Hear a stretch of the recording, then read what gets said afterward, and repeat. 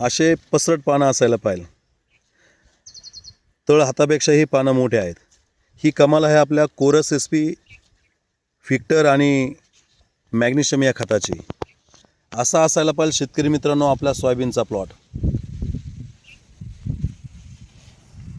या सोयाबीनला 2 खताच्या फवारण्या आपल्या शेतकरी ॲग्रो सर्व्हिसेस यांच्या मार्गदर्शनानुसार झालेल्या आहेत.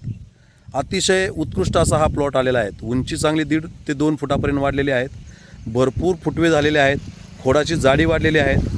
खाली पांढऱ्या मुळ्या चांगल्या डेव्हलप झालेल्या आहेत आणि फुलधारणा चांगली झालेली आहेत आणि शेंगांची लागण खूप झालेली आहेत. आपण बघितले तर खोडापासून फुटवे आपण जर बघितले तर खूप आढळलेले दिसेल.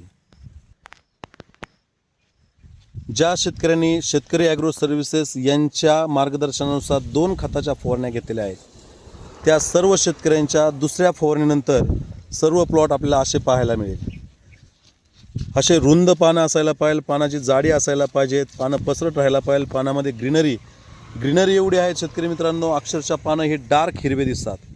हे पानं इथून पुढं जवळजवळ 35 ते 40 दिवस टिकले पाहिजेत. 80 ते 90 दिवसापर्यंत हे पानं टिकले तर ह्याच पानाच्या ताकदीवरती सर्व शेंगातील दाणे एकसारखे समान फुगले जातात आणि इतर शेतकऱ्यांच्या तुलनेमध्ये 2 ते 2.5 क्विंटल सोयाबीन हे आपलं सहज जास्त निघते. आता हा सोयाबीनचा प्लॉट आहे. ह्या सोयाबीनच्या प्लॉटमध्ये सहज 12 ते 13 क्विंटलपर्यंत सोयाबीन हे निघलं पाहिजेत. तर अशा पद्धतीने जर सोयाबीनचा प्लॉट बनवायचा असेल तर दुसरी खताची फवारणी ही शेतकरी ॲग्रो सर्व्हिसेस यांच्या मार्गदर्शनानुसार आपण घ्यायला पाहिजेत. तर 20 लिटर पाण्यामध्ये कोरस SP 90 मिली हे झिंक बेसमधलं सूक्ष्म खत आहे की त्याच्या जोरावरती हे पानं बनले जातात. बघा तुम्ही पानं हे कोरस SP मॅग्नेशियम सल्फेट आणि फिक्टरमुळे शक्य झालेले आहे.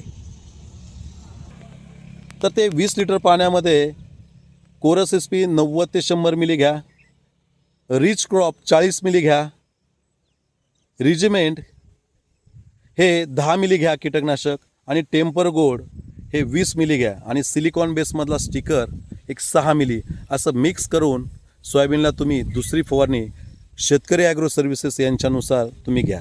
आलतू फालतू कीटकनाशक किंवा साधारण टॉनिक मारण्यापेक्षा चांगल्या खतांची फवारणी करा की जेणेकरून आपल्या सोयाबीनमध्ये 2 ते 2.5 क्विंटलनी सहज उत्पादन वाढलं पाहिजे. तर नक्कीच आपल्याला दुसरी फवारणी करायची असेल तर आपल्या खताच्या फवारणीसाठी शेतकरी ॲग्रो सर्व्हिसेस यांच्या संपर्कात राहून त्यानुसार तुम्ही फवारणी घ्यावी.